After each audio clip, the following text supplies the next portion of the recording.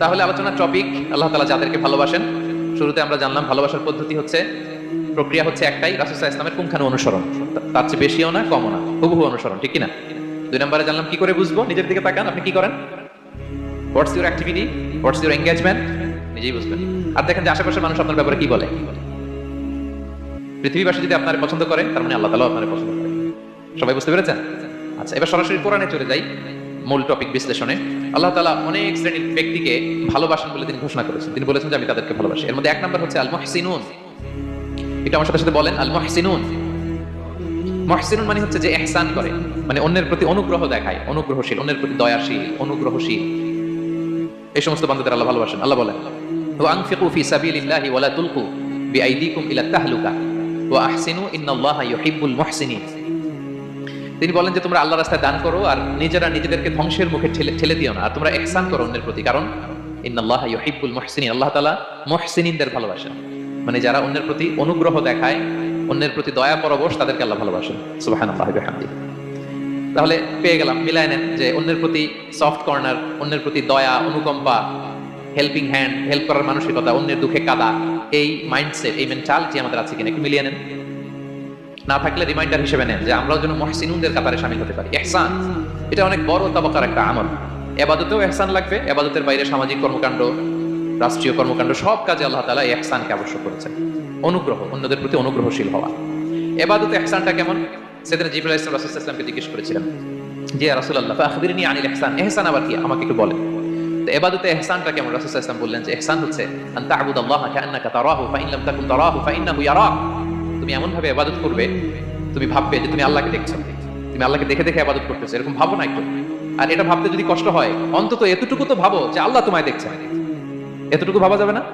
আমরা যখন নামাজ পড়ি, আমাদের প্রত্যেকটা সালাতের মুহূর্তে আমাদের এটা ভাবতে হবে যে আল্লাহ তাআলা কিন্তু আমাকে দেখছেন। এই যে আমি ফিসফিস করে সুবহান রাব্বিয়াল আলা পড়ি, সুবহান রাব্বিয়াল আযীম পড়ি, আমি তাসবিহ পড়ি, আমার রুকু সেজদা সবকিছু আমার আল্লাহ দেখছেন। এই সেন্স, এই অনুভূতি যদি আপনার মধ্যে থাকে, এটাই হচ্ছে ইবাদতের ইহসান। আর ইবাদত ছাড়া আমাদের দৈনন্দিন কাজ, পারিবারিক কাজ, সামাজিক কাজ, এই সমস্ত কাজেও কিন্তু আল্লাহ তাআলা ইহসানকে আবশ্যক করেছেন। প্রিয় ভাই বোনেরা, অন্যের প্রতি অনুগ্রহ করাটাকে তিনি কি করেছেন? আবশ্যক করেছেন। প্রিয় ভাইরা, এই ইহসানকে যারা মেইনটেইন করে জীবনের সব কাজে, আল্লাহ তাদেরকে বড্ড ভালোবাসেন, বড্ড পছন্দ করে। তো আমরা যেন সবাই সবার প্রতি ইহসান করি। স্বামী স্ত্রীর প্রতি ইহসান করুন, স্ত্রী স্বামীর প্রতি ইহসান করুন, বাবা সন্তানের প্রতি, সন্তান বাবার প্রতি, পরিবারের সকল সদস্যদের প্রতি ইহসান করুন, কর্মচারীদের প্রতি ইহসান করুন, সহকর্মীদের প্রতি ইহসান করুন। মুমিন জীবনের প্রতিটি কাজে ইহসানের পরশ থাকবে, কারণ ইন্নাল্লাহা ইউহিব্বুল মুহসিনিন। আল্লাহ তাআলা মুহসিনদের, যারা অন্যদের প্রতি অনুগ্রহ দেখায়, তাদেরকে বড্ড ভালোবাসেন। এই পয়েন্টটা কি বুঝতে পেরেছেন সবাই? ক্লিয়ার? 2 নম্বরে হচ্ছে কাদেরকে ভালোবাসেন?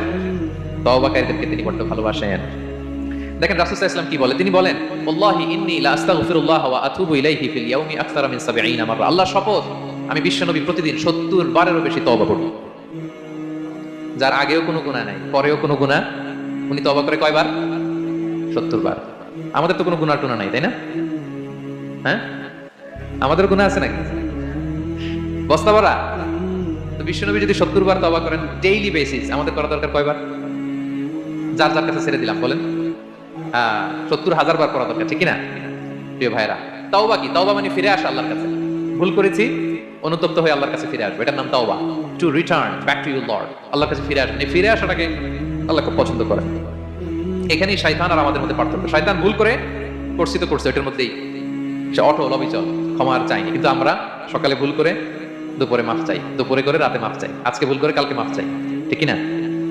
এই মাফ চাওয়াটাকে, ফিরে আসাটাকে, তার গুনাহগার বান্দা অনুতপ্ত হয়ে, রিয়েলাইজেশন হয়ে, বুঝতে পেরে ফিরে আসাটাকে তিনি বড্ড পছন্দ করেন, বড্ড পছন্দ করেন।